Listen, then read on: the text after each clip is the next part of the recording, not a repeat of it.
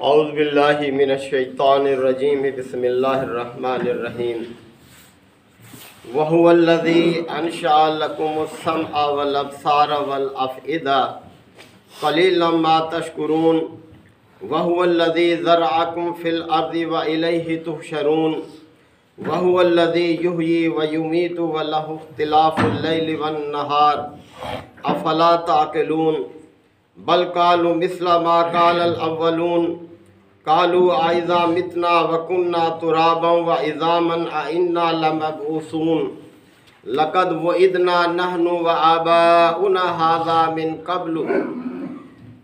قبل إِنْ هَذَا إِلَّا أَسَاطِيرُ الْأَوَّلِينَ صدق اللہ مولانا العظیم۔ ذرا سورہ المؤمنون کے یہ 5ویں رکوع کی ابتدائی آیات ہیں۔ اللہ تعالیٰ نے بڑے مختصر اور جامع انداز میں دو عقائد کی طرف متوجہ کیا ہے، ایک توحید اور دوسرے حیات بعد الموت۔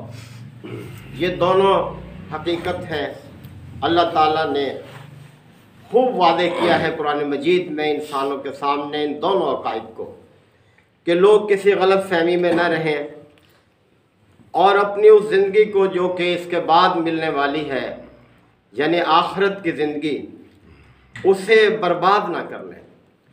وہ زندگی ہمیشہ کی زندگی ہے اور اس مختصر سی زندگی پر ہی اس کا انحصار ہے۔ تو توجہ دلائی ہے کہ وَهُوَ الَّذِي أَنشَأَ لَكُمُ السَّمْعَ، وہی خدا ہے جس نے تمہیں سننے کے لیے کان دیے ہیں، وَالْأَبْصَارَ، اور دیکھنے کے لیے یہ آنکھیں دی ہیں، وَالْأَفْئِدَةَ، اور سوچنے کے لیے سمجھنے کے لیے یہ دل تمہیں عطا کیے ہیں۔ قَلِيلًا مَا تَشْكُرُونَ، لیکن تم کم ہی شکر گزار بنتے ہو۔ اب دیکھیں یہ تینوں وہ اعضاء ہیں ہمارے جسم کے کہ جن کے ذریعے ہم علم حاصل کرتے ہیں، کوئی فن سیکھتے ہیں، یعنی آنکھوں سے، کانوں سے اور دل سے۔ بہت سا علم ہم دیکھ کر حاصل کرتے ہیں، کتابیں ہم دیکھ کر پڑھتے ہیں سب یہ۔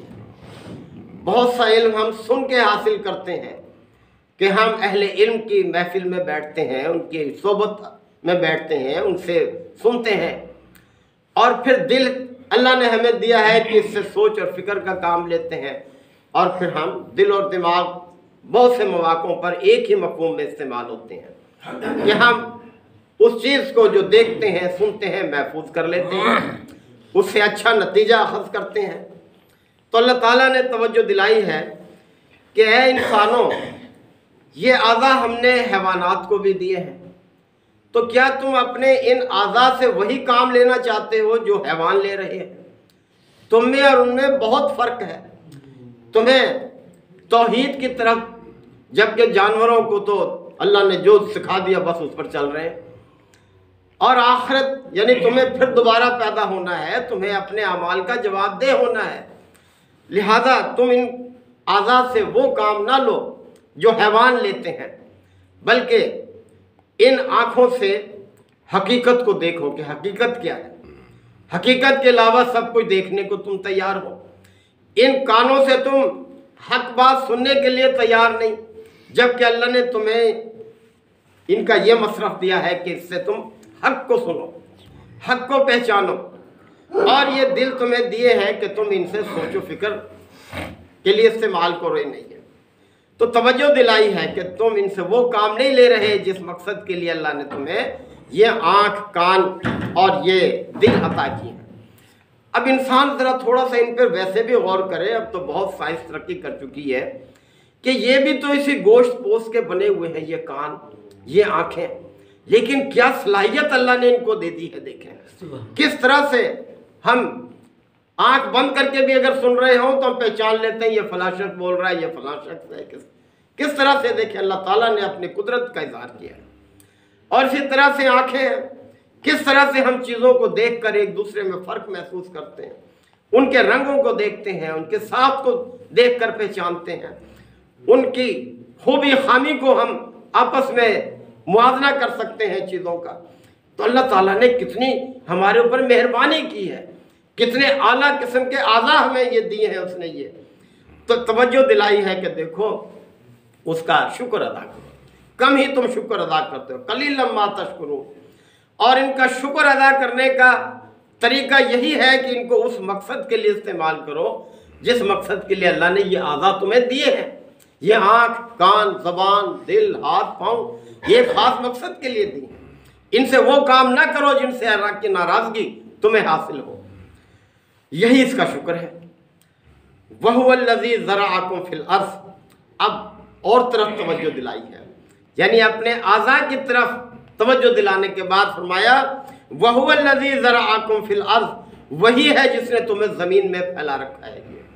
ورنہ ایک جگہ بھی انسان رہے تو وہاں بھی اس کے کھانے پینے کی، سونے جاگنے کی، کام کی ضرورتیں پوری ہو سکتی ہیں، لیکن کتنی قدرت ہے، کتنی حکمت ہے۔ دیکھیں کس طرح سے بس سٹینڈ پر جا کر دیکھیں، ریلوے اسٹیشن پر جا کر دیکھیں، لوگ کس طرح سے اپنے سامان باندھ کر ادھر سے ادھر، ادھر سے ادھر آ جا رہے ہیں۔ یہ تو سب یہ کیا ہے؟ یہ سب اس کی قدرت ہے، اس کی حکمت ہے۔ اس طرح سے اس نے تمہارے لیے وسائل زندگی جو ہیں وہ بنائے ہیں تمہارے لیے حاصل کرنے کے لیے۔ سردی آتی ہے کس طرح سے تبدیلی آ جاتی ہے، تمہارے کھانے بدل جاتے ہیں، تمہارے لباس بدل جاتے ہیں، تمہاری ضرورتیں بدل جاتی ہیں، تمہاری معیشت چلتی ہے، ایک خاص رخ پر چل پڑتی ہے۔